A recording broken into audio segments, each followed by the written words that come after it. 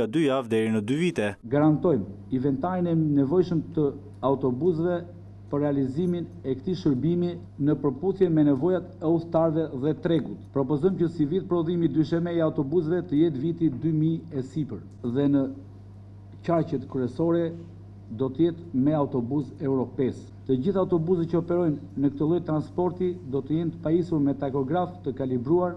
Drejtuesit e autobusëve do të jenë të kualifikuar të pajisur me dëshmi përkatëse dhe me përvojë pune në transportin e udhëtarëve. Kërkojmë që bashkitë kryesore me qendër qarku sidomos të ndërtojnë terminalet me filtra për nisjen dhe mbritjen e udhëtarëve, pasi stacionet ekzistuese janë jashtë çdo standardi, sidomos qyteti i Tiranës. Kompanitë transportuese do të publikojnë në webin e tyre linjat për të cilat janë pajisur me licencë, çmimet dhe tarifat, oraret dhe vendet e nisjes dhe të mbritjes në destinacionet përkatëse sipas licencimit.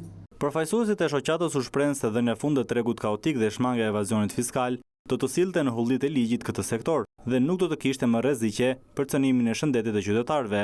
Por nga ana tjetër, furgonët 8+1 prej gati 20 ditësh kërkojnë që të zgjidhet çështja e licencave të tyre, ndërsa nesër kanë paralajmëruar një grevë 1 orëshe në të gjithë Shqipërinë dhe të premten protesta para kryeministrisë.